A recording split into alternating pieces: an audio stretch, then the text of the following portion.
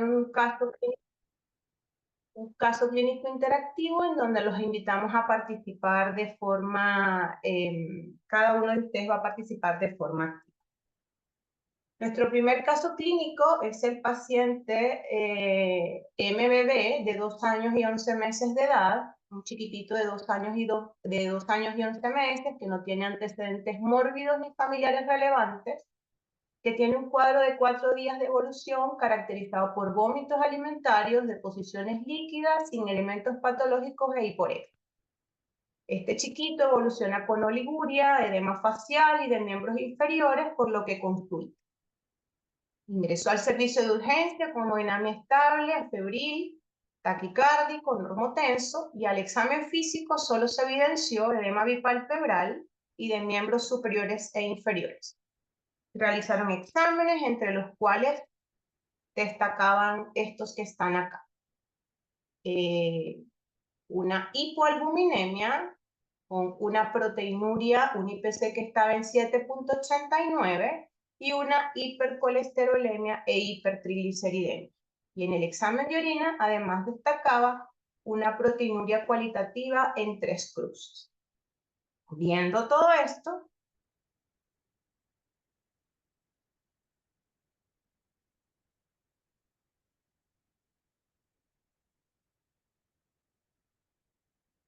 los invito a participar en esta, a ver qué piensan que puede tener este paciente. Rastrean el código de barra, establecen sus votaciones y posteriormente continuamos. Voy a dar 30 segundos para eso.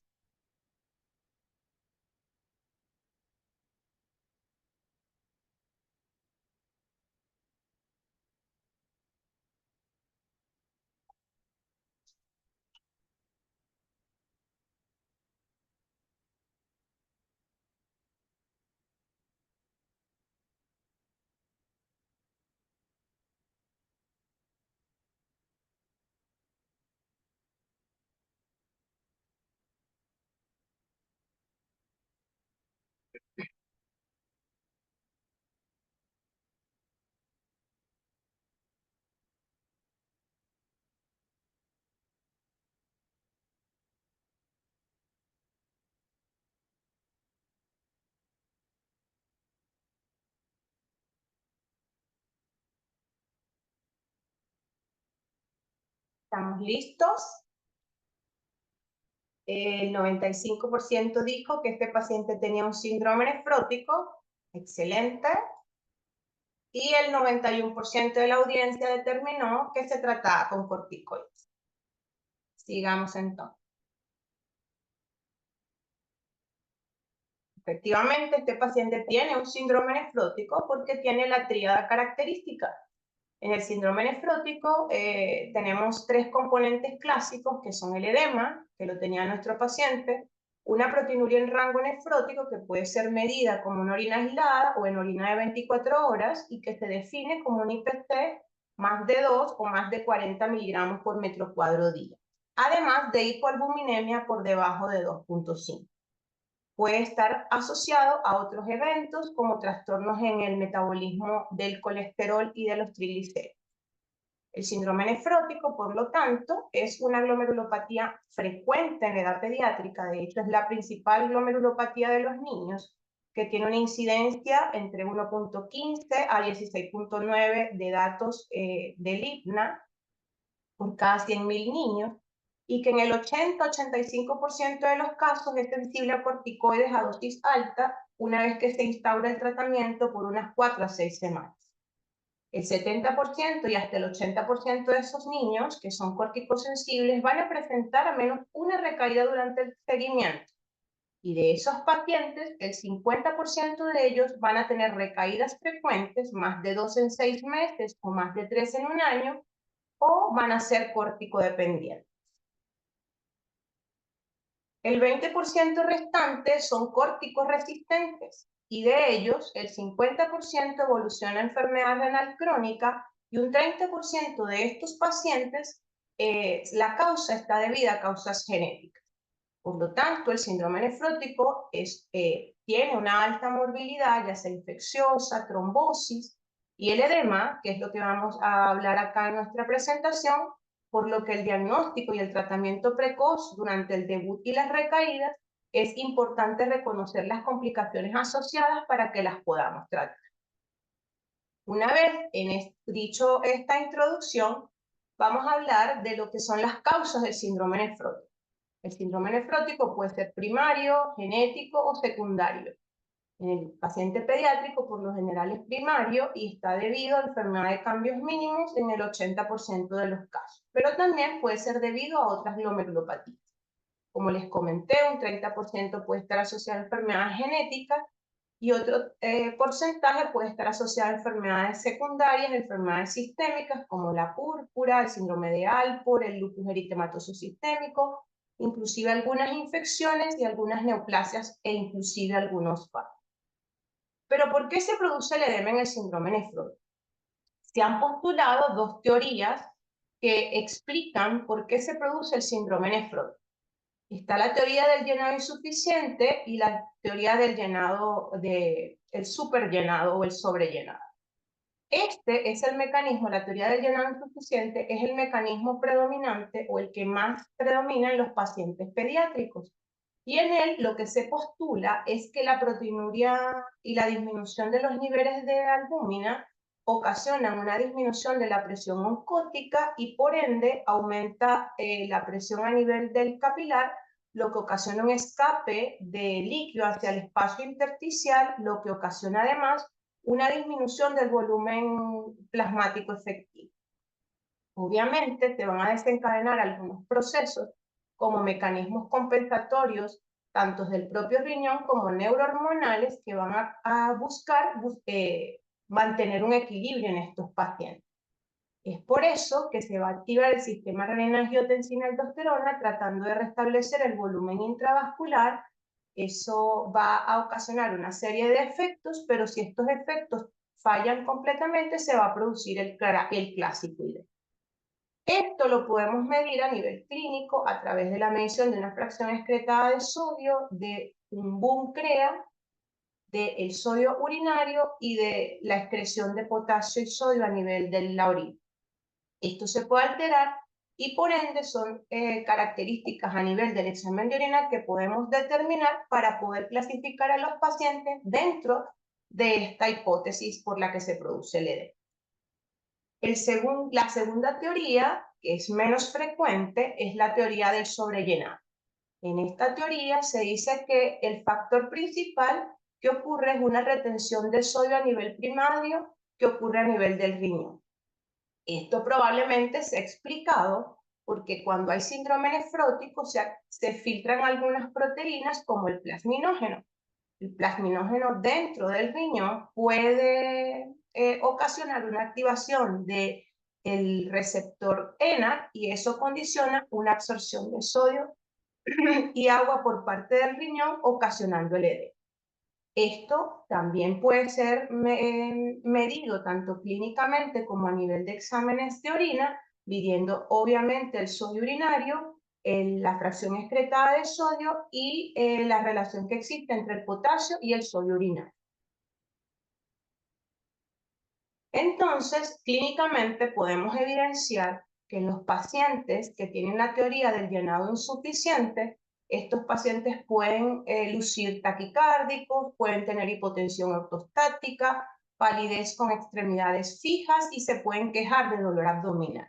E inclusive pueden llegar a tener un llenado capilar lento como oliguria, van a tener niveles de albúmina un poco más bajos que en la teoría del sobrellenado y van a tener una fracción excretada de sodio por debajo de 0.2 con una relación potasio urinario entre sodio urinario por encima del 60%.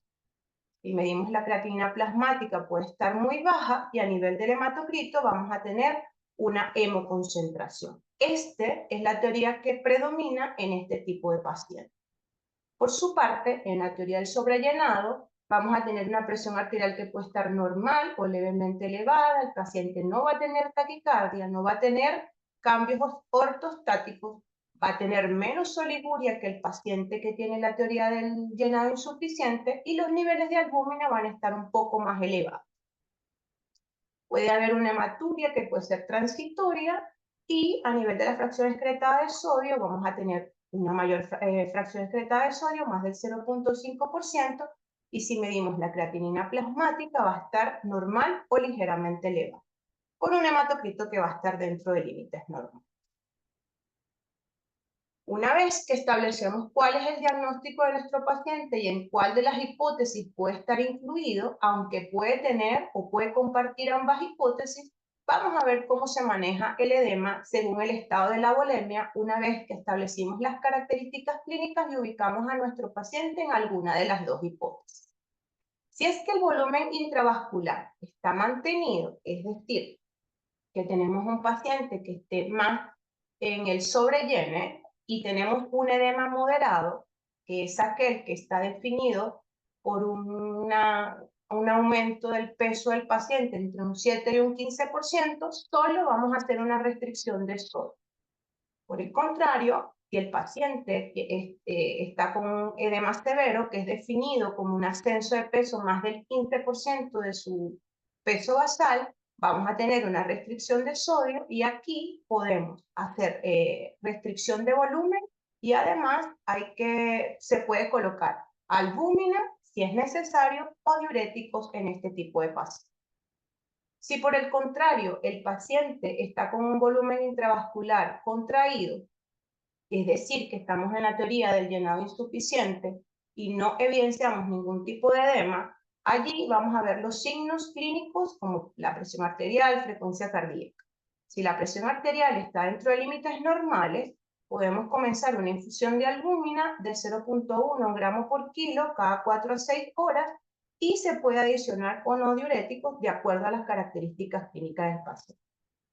Además, si el paciente, por el contrario, tenemos una presión arterial baja con signos de shock, este paciente va a ser tratado normal como cualquier paciente que tiene un shock hipovolémico, pero se prefiere utilizar albúmina como expansor de volumen. Esto es lo que proponen las nuevas guías IDNA publicadas en el 2021. Bueno, ahora pasemos a nuestro caso clínico número 2, que también va a ser interactivo con ustedes. Este paciente es el DFTS de 10 años y 7 meses de edad, un escolar de 10 años que tampoco tiene antecedentes mórbidos conocidos y que inició su enfermedad actual una semana previa al ingreso con una amigdalitis aguda. Le iniciaron tratamiento con amoxicilina y ácido clavulánico que completó durante 5 días y además ibuprofeno oral. Este paciente evolucionó con fiebre intermitente, edema y orinas oscuras, por lo que consulta en el servicio de urgencia. Ingresa con hemodinamia estable, no tenía dificultad respiratoria, estaba hipertenso, 138/92, con edema facial leve y de miembros inferiores. Los ruidos respiratorios estaban disminuidos levemente en el tercio inferior bilateral y no se ocultaban ruidos agregados. Se realizaron exámenes entre los cuales destacaba una CREA elevada a 1.83, con un BUN que estaba en 66, una PCR que estaba levemente elevada y en el examen de orina destacaba glucosa cualitativa 1 cruz, proteína cualitativa 2 cruces, hemoglobinuria en 4 cruces y glóbulos rojos más de 100. Además, este paciente no tenía modificaciones de la albúmina ni de los electrolitos.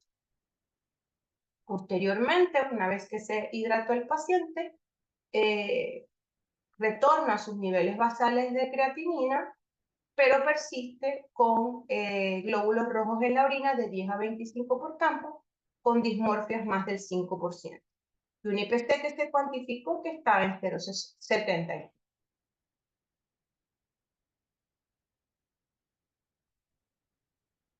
Además, se realizó en este paciente hemocultivos que estaban negativos, tenía además un panel viral respiratorio que estaba positivo por adenovirus.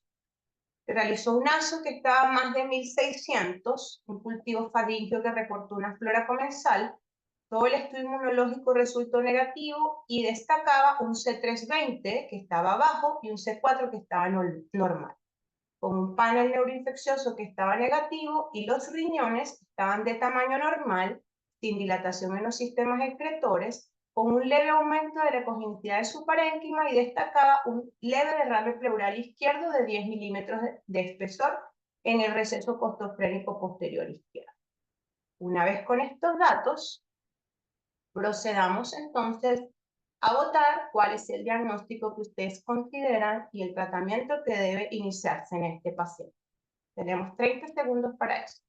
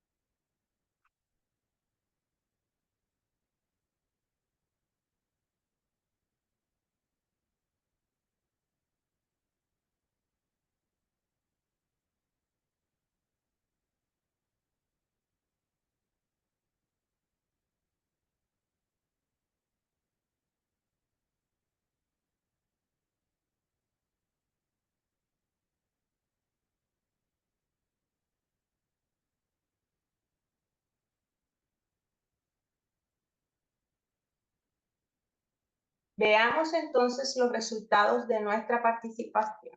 El 79% piensa que este paciente tiene un síndrome nefrítico y un 13% piensa que tiene un síndrome nefrítico más una nefritis intersticial aguda.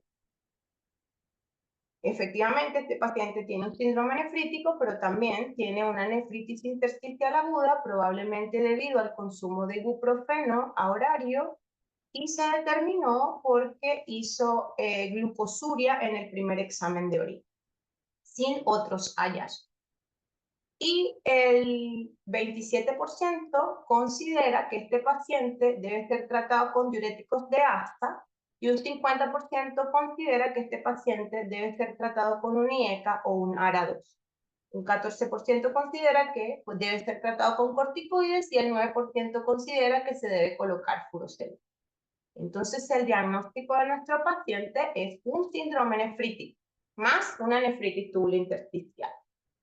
Vamos a hablar entonces del síndrome nefrítico, que al contrario del síndrome nefrótico, aunque comparten el edema, tiene dos características básicas que tenía nuestro paciente, que es la hematuria, ya sea macroscópica o microscópica, y está acompañada además de hipertensión arterial. Entonces acá tenemos una tríada clásica que lo compone, caracterizado por el edema, la hematuria y la hipertensión arterial. El síndrome nefrítico es la traducción clínica de un conjunto de desórdenes anatomopatológicos, es decir, que hay una injuria glomerular con inflamación a nivel del glomérulo, lo que comúnmente llamamos glomerulonefritis, y que se traduce clínicamente como un síndrome nefrítico. Obedece a diferentes causas, primarias, secundarias, y la mayoría de ellas en el paciente pediátrico son de origen sistémico e infeccioso. Dentro de sus causas, tenemos causas infecciosas que son las más frecuentes en el paciente pediátrico, pueden ser causas bacterianas.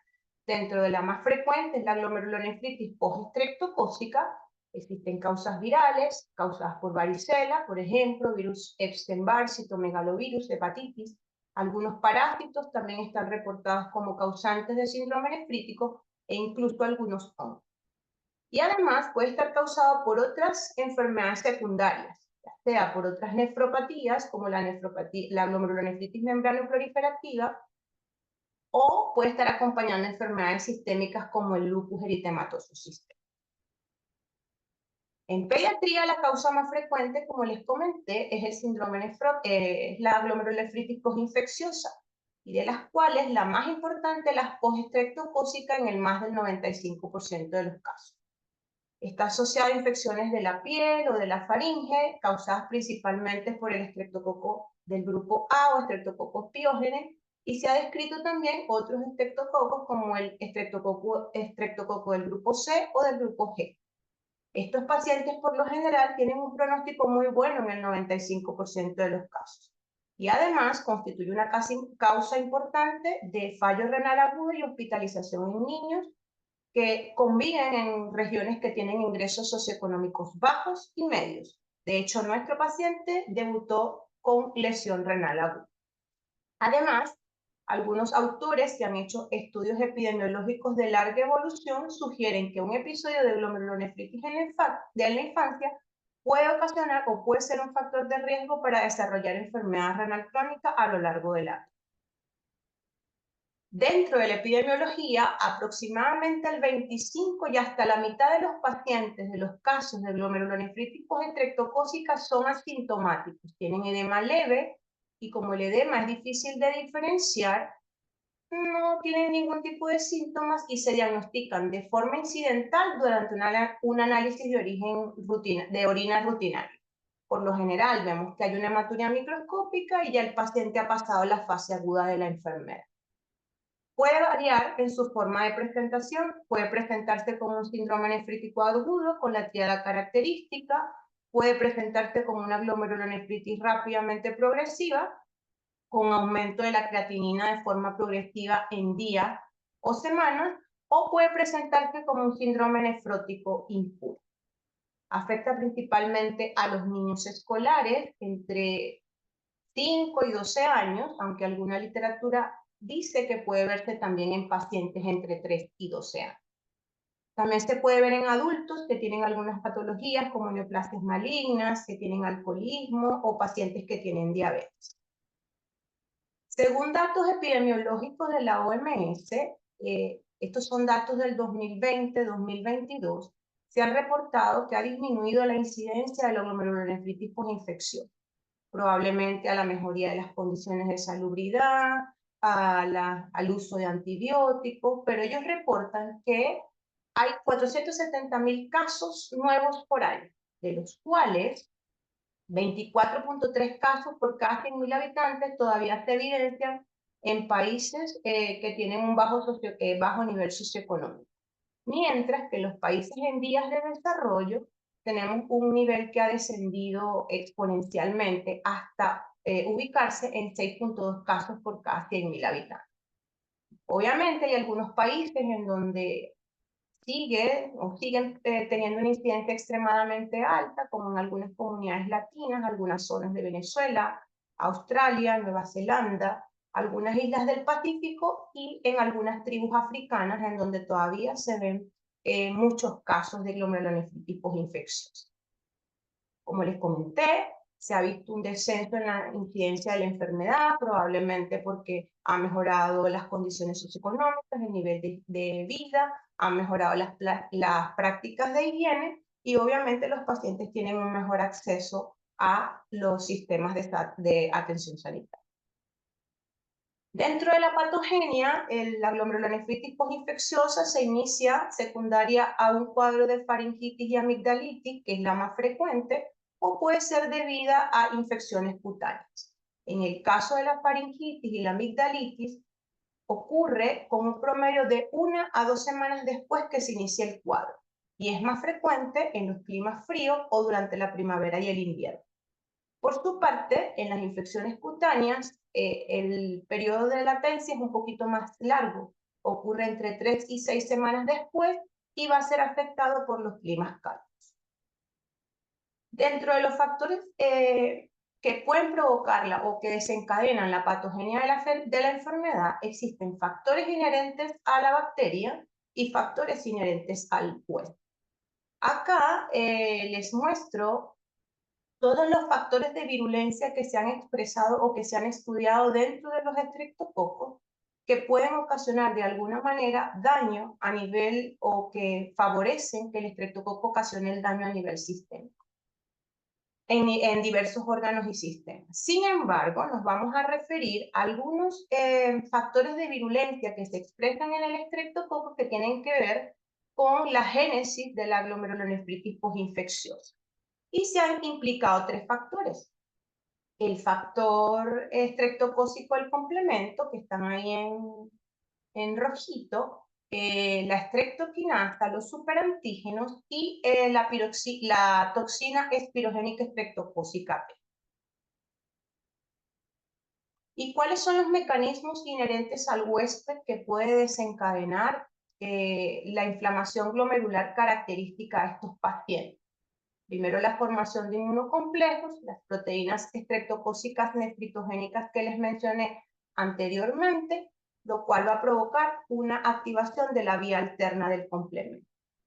Estos depósitos de inmunocomplejos pueden deberse a reacción cruzada con antígenos estreptocócicos glomerulares o porque directamente estos antígenos estreptocócicos producen daño a nivel del tejido glomerular. Y lo más importante de todo es que ambos mecanismos pueden activar la vía alterna del complemento. ¿Pero cómo lo hacen?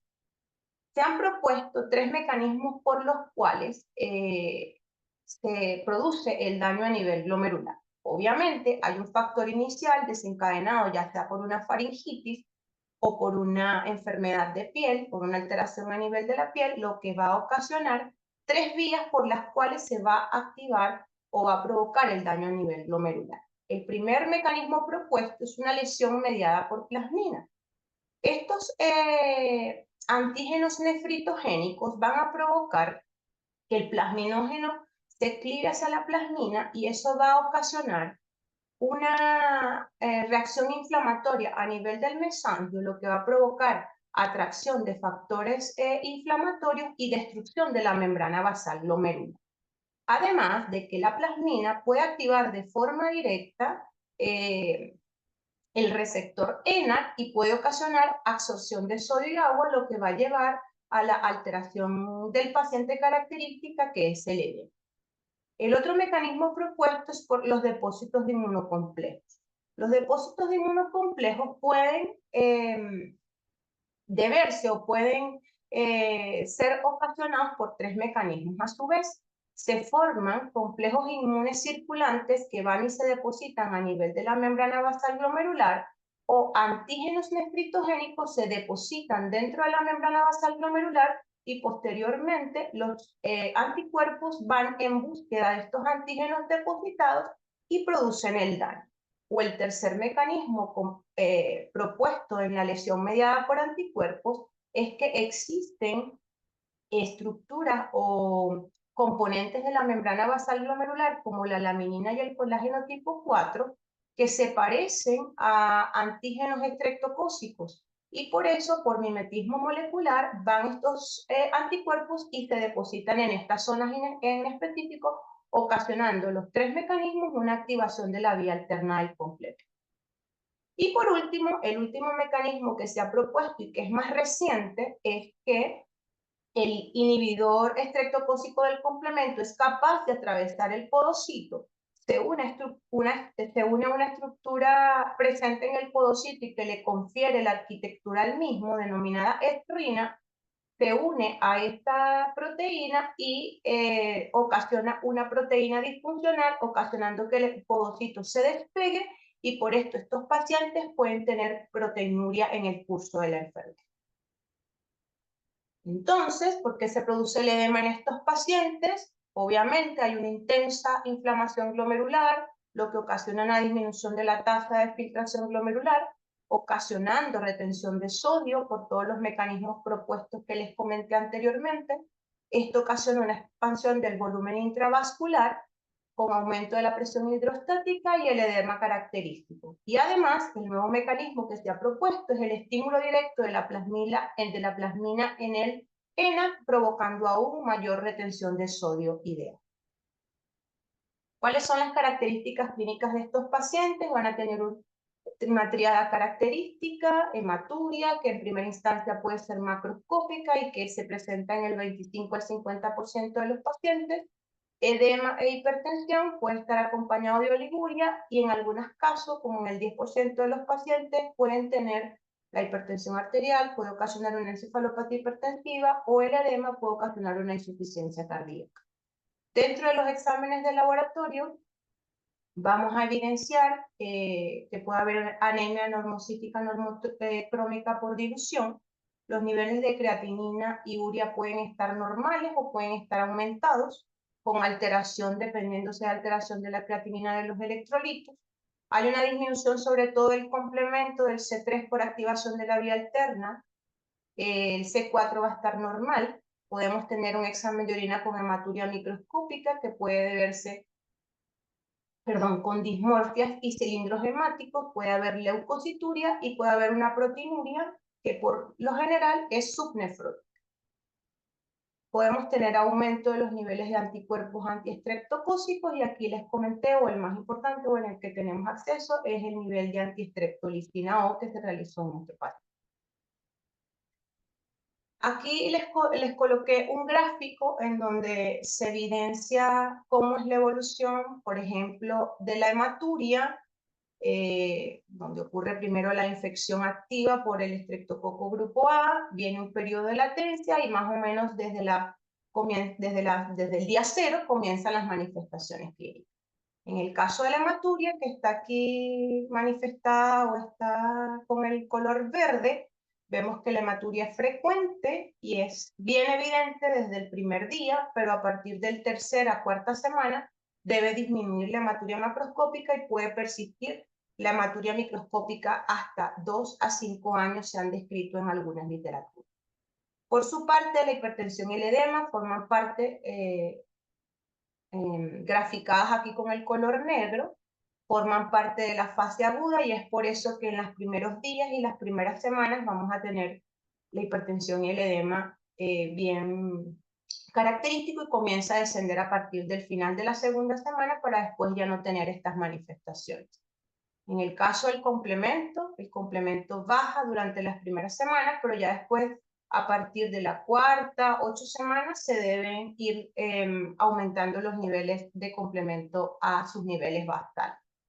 Y por último, el ASO, que comienza a elevar durante la fase aguda y puede permanecer durante 2 a 4 semanas elevado para posteriormente descender en los próximos. Así que son características clínicas que nos pueden ayudar para hacer el diagnóstico de la glomerulonefritis post-estreptocócica. El tratamiento, tenemos unos objetivos del tratamiento porque como les comenté, en el 25-50% de los casos los pacientes pasan desapercibidos o tienen muy pocas características clínicas, por lo que debe sospecharse para poder instaurar un tratamiento precoz y establecer medidas de protección glomerular. Las medidas de soporte que siempre se deben mantener y el tratamiento específico que va a estar o va a ir a tratar el edema, la hipertensión arterial, la hipercalemia y la lesión renal aguda si es que se presenta. En el caso de las medidas generales, los cuidados diarios del paciente con medición de peso, diuresis, su balance hídrico y la medición importante de la presión arterial durante la fase aguda cada 4 horas o cada vez que el paciente lo amerite. Se recomienda restricción hídrica si es que estamos en presencia de un edema moderado y se puede hacer a través de la medición de las pérdidas insensibles más los 2/3 de la diuresis. Y es que el paciente también se debe hacer, importantísimo, restringir de sodio y si el paciente presenta lesión renal aguda, también debe restringirse el potasio. Y luego pasamos al tratamiento específico que va a ir a tratar la hipertensión arterial, el edema, el daño renal agudo y a prevenir las complicaciones. La hipertensión arterial, como es por dependiente de volumen, el medicamento que más se utiliza es la furosemida. Por eso nuestro paciente era la respuesta correcta porque estaba hipertenso y estaba edematizado y por los mecanismos que te comentaron, el tratamiento principal que debía utilizarse era la furosemida. Una vez que se restablece el volumen intravascular, estos pacientes pueden ser tratados con calcioantagonistas si es que persiste la presión arterial elevada, como nifedipino o amlodipino. El edema se va a tratar con la restricción de sodio que les comenté, y si es que el paciente presenta un daño renal agudo y tiene un comportamiento rápidamente progresivo, en esos pacientes está indicada las dosis altas de corticoides o terapia de reemplazo renal continuo si es que el paciente lo amerita. Y obviamente vamos a prevenir las complicaciones como la crisis hipertensiva, la encefalopatía hipertensiva y la insuficiencia cardíaca si se tratan estos 3 pilares fundamentales. La mayoría de los pacientes se recuperan rápidamente, pero un porcentaje de ellos, hasta el 60%, permanecen con un grado de alteración de la orina completa. En estudios de seguimiento que han hecho pacientes o han hecho investigadores durante una larga evolución de estos pacientes que han tenido glomerulonefritis postestreptocócica, el 5% puede persistir con proteinuria no nefrótica. Un 5% de los pacientes pueden permanecer con hematuria microscópica hasta por 5 años. El 3% evoluciona con hipertensión arterial y un 1% evoluciona a la enfermedad renal crónica en seguimientos largos hasta 10. Las indicaciones de biopsia renal son aquellos pacientes que persisten con hipocomplementemia por más de 8 a 12 semanas. Estos no son criterios estáticos, siempre tienen que estar acompañados y siempre a criterio del clínico tratante. Por eso es importante que cuando estos pacientes presentan hipocomplementemia persistente o han tenido glomerulonefritis con comportamiento rápidamente progresivo, una proteinuria nefrótica persistente o una hematuria macroscópica por más de 3 a 4 semanas, es importante la evaluación por nefrología infantil para determinar si este paciente es candidato de hacer una biopsia renal. Algunas ideas para recordar y para llevarse a casa, un cuadro comparativo entre las características del síndrome nefrótico y el síndrome nefrítico. En relación al edema, en el síndrome nefrótico es más acentuado y generalizado, mientras que en el síndrome nefrítico es más leve, periorbitario y hay que ir a buscarlo de forma dirigida. En el caso de la proteinuria, en el síndrome nefrótico forma parte de su triada característica, por eso es acentuada. En el caso de la nefritis es leve. La hematuria es más frecuente en el síndrome nefrítico, incluso macroscópica, y en el síndrome nefrítico por lo general está ausente o es muy leve. La hipertensión es frecuente dentro del síndrome nefrítico, es rara en el síndrome nefrótico y si está presente, pues siempre hay que ir en busca de criterios clínicos del síndrome nefrótico impuro. La función renal está normal, puede estar normal en ambos, pero es más frecuente que se comprometa en el síndrome nefrítico por los cambios inflamatorios que ocurren. La albúmina está alterada en el síndrome nefrótico o puede estar normal o levemente disminuida en el síndrome nefrótico. El complemento en el síndrome nefrótico está normal, en el síndrome nefrítico está disminuido. Y el tratamiento inicial en el síndrome nefrótico va a estar determinado por los corticoides y en el síndrome nefrítico por los diuréticos, por los mecanismos fisiopatológicos que lo desencadenan. Esto es una foto que quise colocarles de cómo discernir o cómo se presenta en el síndrome nefrótico y el nefrítico y hacerlo con una analogía de la vida diaria. Cuando ocurre una inundación por filtración, pues es sumamente evidente y es externa. Es por eso que en el síndrome nefrótico el edema va a ser característico o va a ser muy parecido a la inundación que ocurre por filtración. En el caso del síndrome nefrítico tenemos que ir a buscar pieza por pieza para saber que estamos en presencia de edema por síndrome nefrítico. Ambos cuadros son frecuentes en pacientes pediátricos y tienen buen pronóstico. El edema es un signo común de ambos, pero los mecanismos fisiopatológicos que lo desencadenan son diferentes. En el caso del síndrome nefrótico, el edema es generalizado, en el nefrítico es leve y es localizado. Es importante reconocer a ambos síndromes para poder instaurar un tratamiento precoz y oportuno y obviamente disminuir las complicaciones.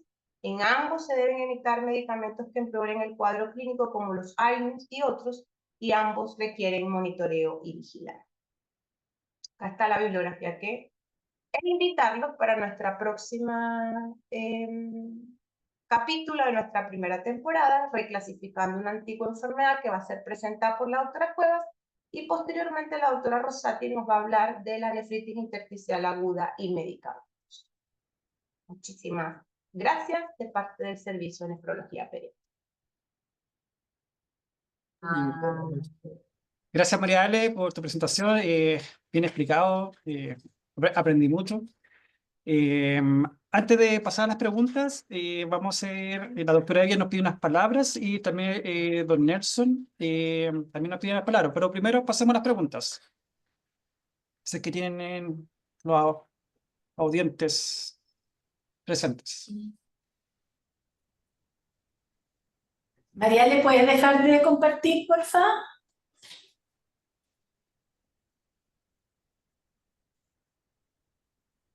Ahí sí. Bueno, yo te agradezco la presentación. La verdad que esto muy clarificadora, un problema habitual en pediatría, y siempre es bueno destacar las diferencias en el fondo. Así que muy bien, gracias. Después no se vayan, porque tengo que hacer unos mensajes importantes. La doctora Rosati, por favor, levanto la mano.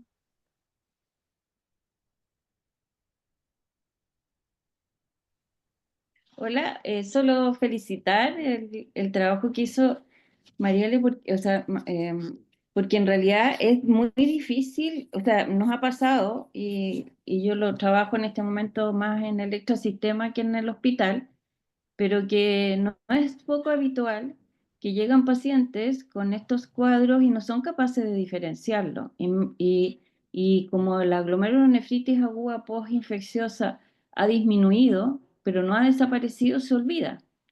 Y hace un mes atrás tuve un paciente hospitalizado con un síndrome nefrítico que les dio que era nefrótico, le pasaron volumen, albúmina y terminó con una crisis hipertensiva. Entonces, el diagnóstico diferencial es tan fácil como lo que planteó la Mariale, que en realidad ella tiene un término que nos sorprendió a todos, pero nos dejó muy claro, que es la última diapositiva, que es el edema hacia afuera y el edema hacia adentro.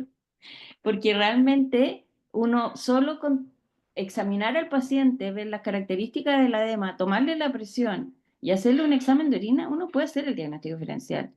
Y claro, en una glomerulonefritis donde uno tiene una inflamación completa del glomérulo, por supuesto que puede tener, además de hematuria, un poco de proteinuria. Pero eso incluso puede tener un rango nefrótico, pero no tiene ni hipoalbuminemia, ni dislipidemia, ni ese edema tan característico que tiene el síndrome nefrótico. Entonces me parece que recordar este tema es fundamental, y porque realmente se olvida.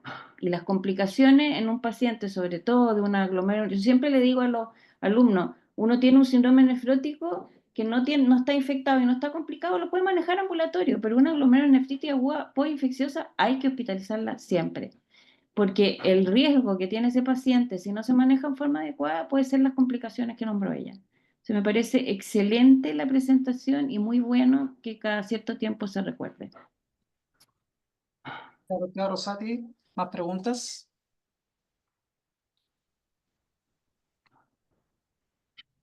Todo claro, vamos a ver en los siguientes ingresos qué pasa.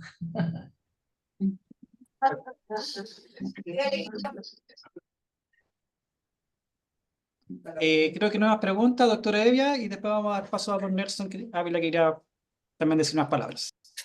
Ya, bueno, yo les quería contar un poco la situación actual del hospital, del servicio de pediatría y del hospital, como para que todos tengamos claro las condiciones que están. Ustedes ya saben que este año es un año de restricciones económicas, y este año ya ha habido una serie de ajustes y probablemente van a venir más ajustes, y esto ha significado que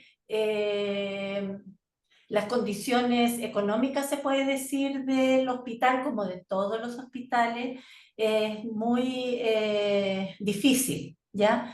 Si ya el año pasado hubo muchos ajustes que en general no se vieron como en la clínica diaria, porque se hicieron como malabares en el fondo con las compras y todo, es posible que este año sí veamos más problemas. No se hicieron las transferencias que habitualmente se hacían a fin de año, el presupuesto llegó más recortado todavía, ¿ya? Así que, en conclusión, por el momento no hay campaña de invierno. Va a haber una mini campaña de invierno para adultos solamente de 2 meses, de junio y julio. Para pediatría no está contemplada la campaña de invierno, lo que significa que los pacientes respiratorios que nos lleguen, que espero que sean menos, al igual que el año pasado, en el fondo, gracias al Nirsevimab, vamos a tener que verlos con los recursos que tenemos ahora. Esto, obviamente, si viene una debacle y empiezan a aumentar los casos, siempre hay una reformulación de todas las políticas. Pero en principio no vamos a tener ni reconversión de camas, ni aumento de personal, y tampoco aumento de insumos en el fondo para afrontar la campaña de invierno. Así que yo lo que les pido y les transmito a raíz de lo que nos pidió la dirección del hospital es ojalá tener como mucho cuidado en el uso de los recursos, siempre pensar que son escasos y que tenemos que tratar de hacerlo todo lo mejor posible en el fondo y administrando la pobreza finalmente, ¿ya? Eso significa que tomar sin comprometer, eso sí, la salud de los pacientes, eso es muy importante, o sea, finalmente eso es lo vital, no podemos estar haciendo cosas que vayan en contra de la recuperación de los pacientes, pero sí no pedir exámenes que son innecesarios, o sea, siempre cuestionarse para qué estamos haciendo las cosas, tratar de que las hospitalizaciones sean lo más acotadas posibles, que es algo que hemos estado además insistiendo durante todos estos años, de no dejar a un niño hospitalizado 3, 4 días esperando algo que se puede hacer en un día, tratar de ser lo más eficientes en el uso de los recursos, pero siempre, por supuesto, teniendo presente que es la recuperación de nuestros pacientes, el manejo de nuestros pacientes es lo primordial. Así que yo les pido la colaboración de todos y la paciencia de todos por este difícil periodo. Y otra cosa que ya la NEO se va hacia la NEO hoy día, así que a partir del viernes ya tenemos nuestro servicio de pediatría con las 51 camas completas. José. Dos cosas quería decir. Uno, primero, me sumo de todas maneras a lo que dice Pilar. Yo creo que en general tendemos a hacer un uso bastante irracional de algunos recursos, entre esas cosas los exámenes. ¿Ah? Ustedes saben lo que yo opino de los paneles virales, que sé que son re caros, ¿ah? Entre otras cosas, y muchas otras que tendemos a hacer exámenes de más. Y lo otro es que el moderador de la reunión hablaba de don Nelson. Yo no sé si se refiere al doctor Vargas, pero aprovecho de presentarlo a lo mejor como hay internos, alumnos y becados nuevos, que es el profesor doctor Nelson Vargas, ¿ah? Para que entonces estos títulos se lo ha ganado y yo creo que hay que referirse a él de esa manera. Profesor doctor. Disculpe, no. No. Ya, doctor, ahora usted. Por favor. Bueno, primero que nada, agradezco estas palabras de mi estimado amigo broncopulmonar. Pero la verdad es que en la mañana yo mido 1,64 y en la noche 1,62, así es que no tengo ninguna posibilidad de ser demasiado vanidoso. Muchas gracias, Pepe. Bueno, oye, solo 20 segundos. Este año tenemos la nueva generación de becarios y yo les mandé un correo a todos pidiéndole que por favor me contesten si quieren comprometerse en el trabajo de aportar ideas y aportar la ayuda clínica para el buen desarrollo de la investigación que tienen que realizar ellos para recibirse en el momento adecuado.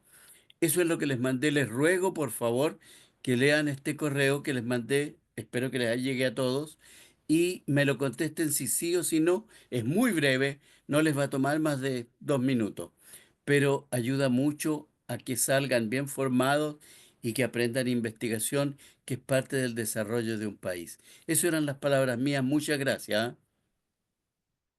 Gracias. Gracias, doctor. Bueno, Bueno, dile, doctor. no, si quería preguntar si había algo más o algún comentario. Dice la Karen Cuevas, ya dije ya que van a bajar la serie porque nadie la va a ver, algo así. No sé. Ya, terminamos la reunión entonces. La próxima reunión es presencial de la Universidad de Chile con la despedida de los becados que terminan su ciclo. Así que ojalá que todos los podamos acompañar. Y quería además dar otro informe para los becados, que se va a hacer una bienvenida oficial para los becados de todas las especialidades el lunes próximo en el Auditorio Parroquia a las 8:30. Va a haber una conferencia del profesor Gabriel León, que es un científico muy connotado y muy entretenido escucharlo además. Así que yo invito a todos los becados que están integrándose este año al servicio que puedan participar en esa bienvenida oficial del Hospital San Juan de Dios. Muchas gracias. Gracias, doctora. Gracias, María Ale, por la presentación. Así que en el chat hay muchas felicitaciones para ella. Damos por terminada la presentación y nos vemos el próximo miércoles de manera presencial. Hasta luego.